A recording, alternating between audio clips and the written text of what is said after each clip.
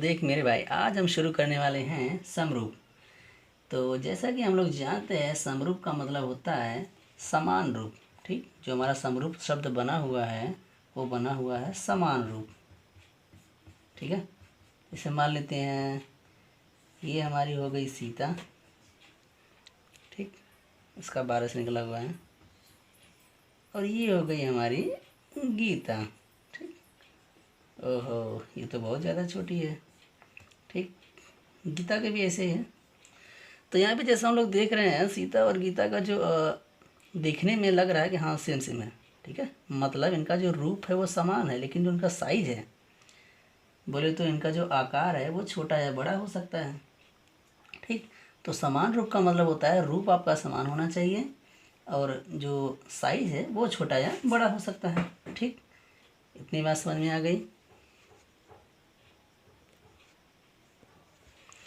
तो इतना तो समझ में आ गया आपको कि समान रूप का मतलब होता क्या है। ठीक, तो अब हम इसको जो है कुछ आकृतियों पर देखते हैं। जैसे कि हमारा देखो ये आकृति है। ओ माय गॉड, क्या गोला बना दिया मेरे भाई। तो तोड़ फोड़ मचा देंगे भाई। ये गोला हो गया। ठीक, दूसरा गोला हमारा ये हो गया।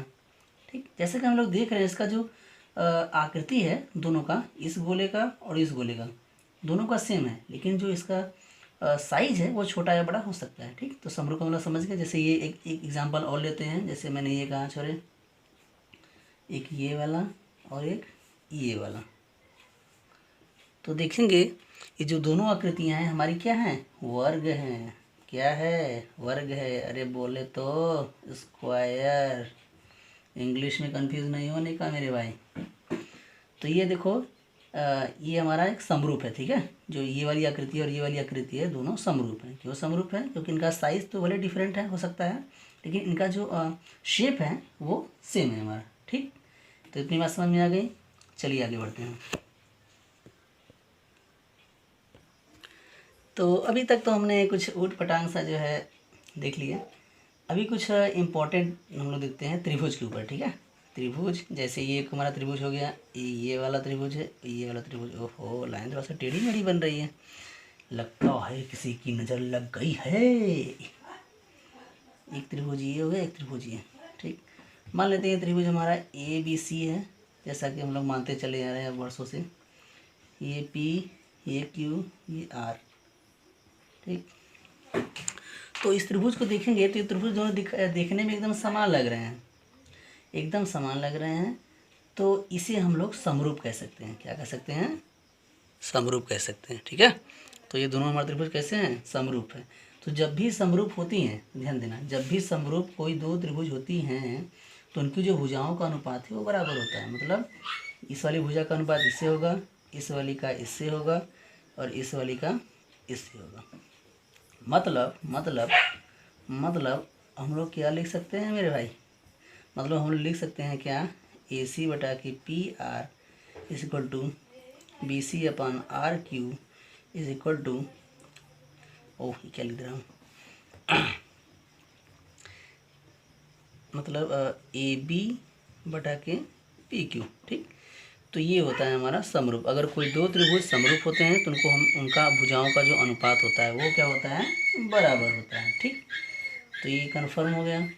ठीक, चलते हैं आगे, कुछ और हम लोग इसके बारे में जानने की कोशिश करते हैं। एक बात मोरा मैं आपको और बताना भूल गया कि देखो भुजाओं का अनुपात तो बराबर होता है, इनका जो एंगल्स होते हैं उनका भी इक्वल होते हैं। मतलब दोनों त्रिभुजों को जो एंगल्स हैं बोले तो कोण, वो भी इक्वल होते हैं मेरे भाई। मतलब कि जो हमारा ए कोण होगा ये वाला, वो पी के बराबर होगा। ठीक, ये जो हमारा सी वाला कोण होगा वो इस आर वाले के बराबर होगा। ये जो क्यू वाला कोण है ये बी के बराबर होगा। ठीक, इतनी बात समझ में आ गई होगी जो मैं कह रहा हूँ यहाँ पे। ठीक है, चलो तो चल मेरे भाई, आज हम लोग शुरू करने वाले हैं अपने इस अध्याय का पहला प्रमेय, जो रहा आपके सामने। यस, ये है आपके सामने प्रमेय नंबर 1, जिसको हम लोग थेल्स का प्रमेय या समानुपातिकता का प्रमेय भी कहते हैं। चलो इसके पढ़ ही लेते हैं। अब जब बोर्ड का एग्ज़ाम देना है भाई तो पढ़ना ही पड़ेगा ना। यदि किसी त्रिभुज की एक भुजा के समांतर अन्य दो भुजाओं को भिन्न भिन्न बिंदुओं पर प्रतिच्छेद करने के लिए एक रेखा खींची जाए। हाँ, ये क्या है भाई?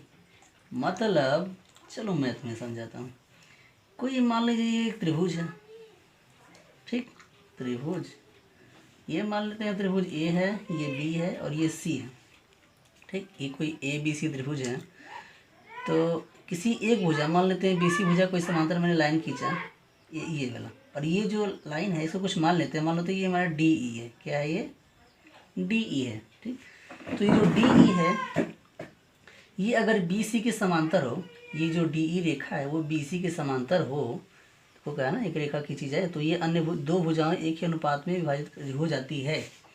कहने का मतलब है कि अगर ये डी ई अगर बी सी के समांतर है तो आपको सिद्ध करना है, ठीक। क्या सिद्ध करना है? सिद्ध करने का नाम सुनते ही हमारी तो सिट्टी पिट्टी गुम हो जाती है मेरे भाई। तो पहला है, आपको सिद्ध करना है A D upon D C is equal to A E upon E B.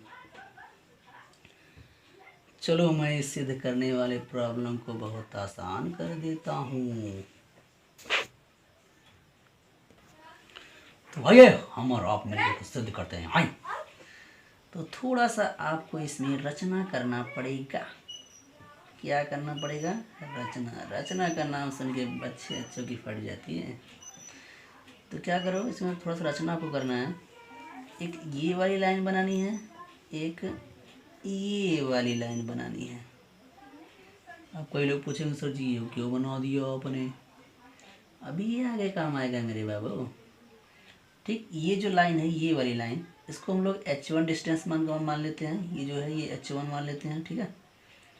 और ये जो है वो हमारी h2 मान लेते हैं। दिखाई दे रहा है कि नहीं? ये h1 है, ये h2 है, ठीक है। जो E से परपेंडिकुलर डाला गया है हमारी भुजा AC पर, ठीक है। तो क्या लिखोगे? इसको कुछ और मान लेते हैं। मान लेते हैं ये हमारा m है, ये मान तो m लिखो सर। रचना में क्या लिखना है? EM को मिलाया, हाँ मिलाने बड़े आगे हैं, और DN को मिलाया। किसे मिलाया? DN को मिलाया, ठीक। इसी तरह से इस वाले में इसमें मिलाना है थोड़ा सा, इसको इससे मिलाना है C से E को, फिर D से B को भी मिलाना है, ठीक। नहीं होता था DB और CE को मिलाया, ठीक है। DB को और CE को मिलाया। चलो मिला दिया हमने। अब क्या करना है? बस देखते हैं, देखते चले जाओ। जैसे कि यहाँ पर उत्पत्ति हमें ये देखना है,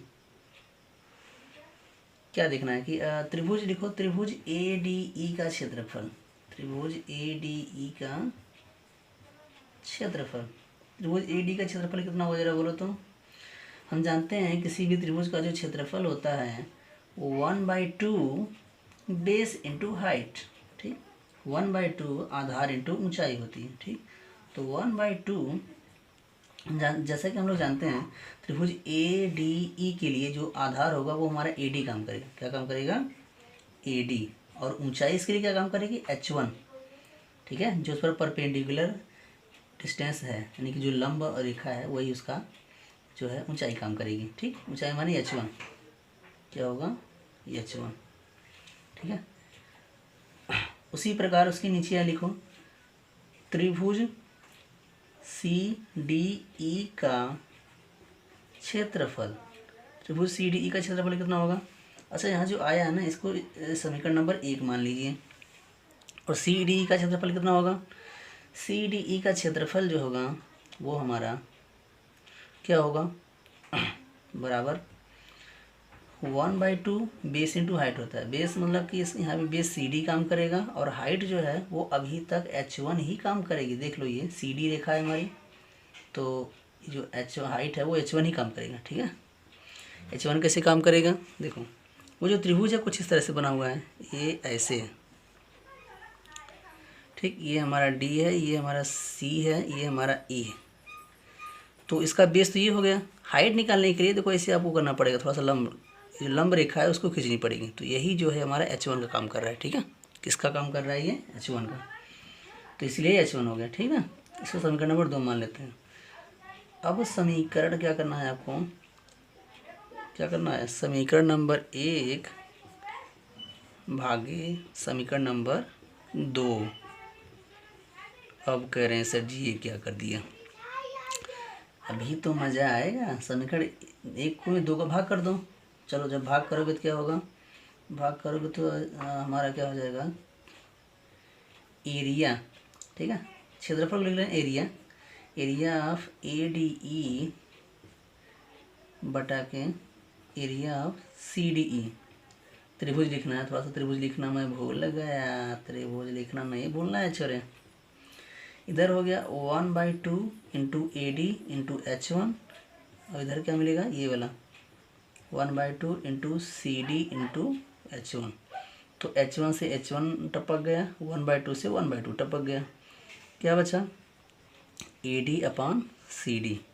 ठीक है, तो देखो जैसा कि पहला वाला आ गया है हमारा, यहाँ पे ये वाला जो ये वाला हमारा आ गया है ना। तो इसको अभी अगला क्वेश्चन मान लेते, समीकरण नंबर 3।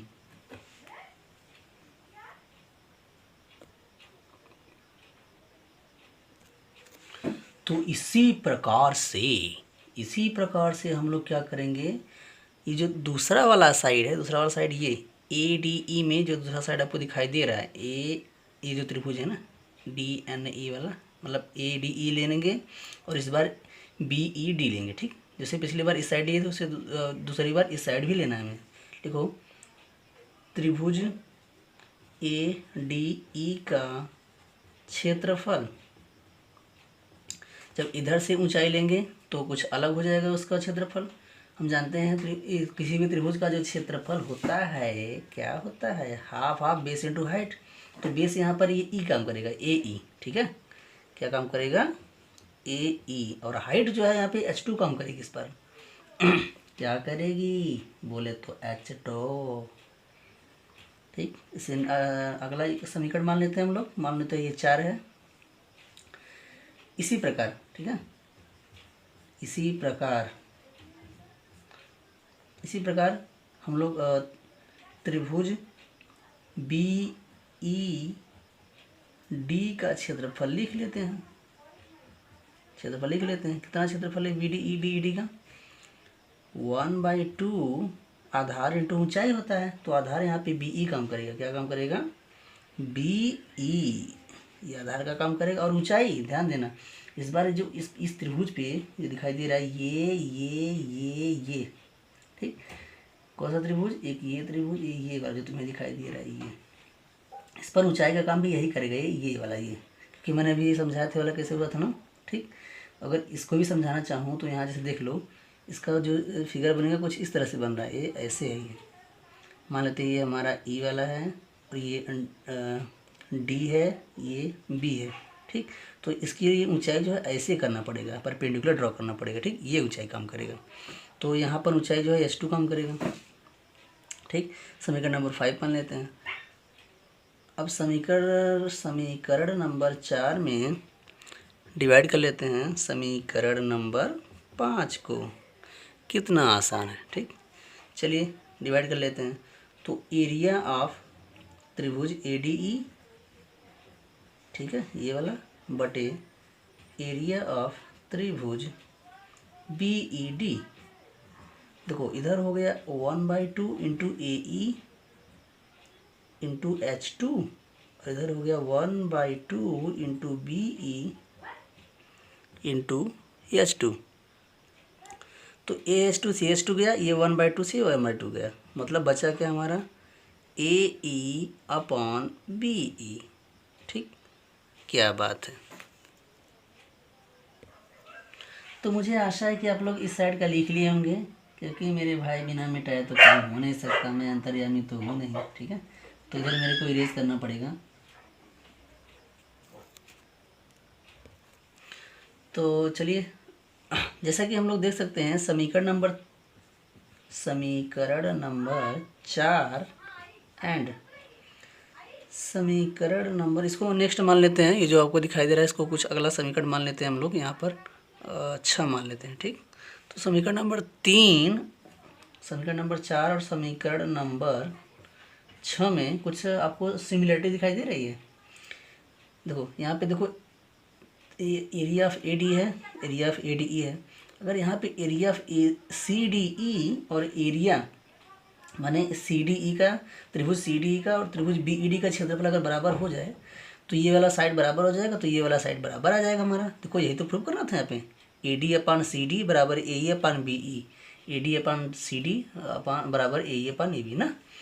तो देखो हम लोग इसको बराबर सिद्ध कर देते हैं। कैसे सिद्ध करेंगे मेरे भाई, चल तेरे को सिखाता हूँ, उड़ जाओगे। देखो यहाँ पे कौन कौन त्रिभुज सिद्ध करना है बराबर है। एक हमें त्रिभुज सी डी ई सिद्ध करना है और दूसरा जो त्रिभुज है वो बी ई डी सिद्ध करना है। तो ध्यान से देखो इस फिगर में सी डी ई, सी डी ई ये वाला त्रिभुज, एक बी ई डी माने बी ई डी, चाहे इधर चलो एक ही मतलब है। तो इन दोनों को बराबर सिद्ध करना है। ठीक, तो ये बराबर तो हो जाएंगे। कैसे बराबर होंगे, इसका चित्र देखो एक अलग से बना रहा हूँ मैं यहाँ पर। ये ऐसे कुछ ये होंगे, देखो ये कुछ हमारे जो है देखो ऐसे, ये वाला यहाँ पर, ये वाला यहाँ पर। चित्र कुछ ठीक नहीं बन रहा है लेकिन समझ लीजिए आप लोग। ठीक है, मैं क्या कहना चाहता हूँ, ये जो हमारा त्रिभुज है ये डी है, ये ई है, ये वाला हमारा जो है ई के सामने सी है, बोले तो सी यहाँ पे है और डी के सामने क्या है, बी है। तो देखो ध्यान रखना, जब भी कोई दो त्रिभुज, एक बार फिर से बोल रहा हूँ, जब भी कोई दो त्रिभुज मतलब कि एक ये हमारा ये वाला त्रिभुज है, ठीक, एक हमारा ये वाला त्रिभुज है। तो जब भी कोई दो त्रिभुज किसी एक ही आधार पे बनते हैं तो उनके जो क्षेत्रफल होते हैं बराबर होते हैं। ओ सर ये क्या बोल दिया, अरे मेरे भाई यही तो बोला है। जब भी कोई दो त्रिभुज, ये वाला त्रिभुज और ये वाला त्रिभुज एक ही बेस पे बनते हैं यानी एक ही आधार पे बनते हैं तो उनके जो क्षेत्रफल होते हैं वो बराबर होते हैं। मतलब ओ सर ये क्या बोल दिया आपने, मतलब एरिया ऑफ त्रिभुज सी डी ई तक यहाँ नहीं अच्छा लग रहा है और दूसरे ऊपर लिखता हूँ। ठीक है,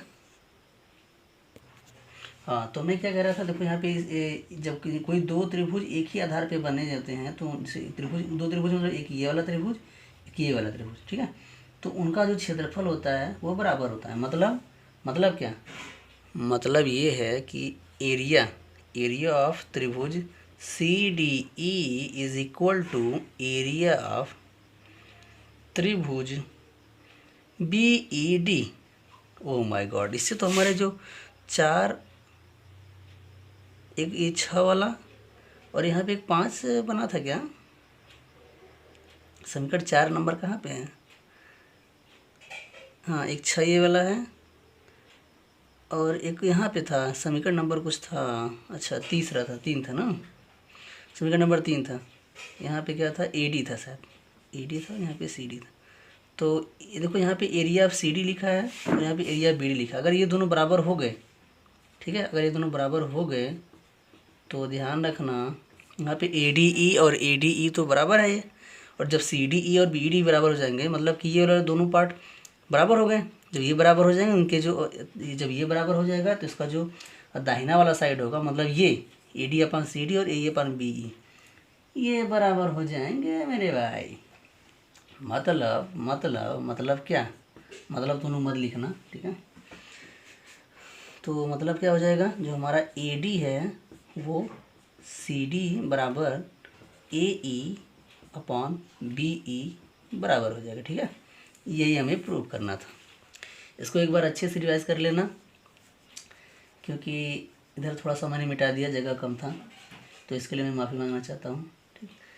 तो और भी वीडियो देखने के लिए हमारे चैनल को सब्सक्राइब कीजिए मेरे भाई, ताकि मैं आपके लिए ऐसे ऐसे नए वीडियो बनाता रहूँ करके। ठीक, तो चलता हूँ। नमस्कार, राम राम।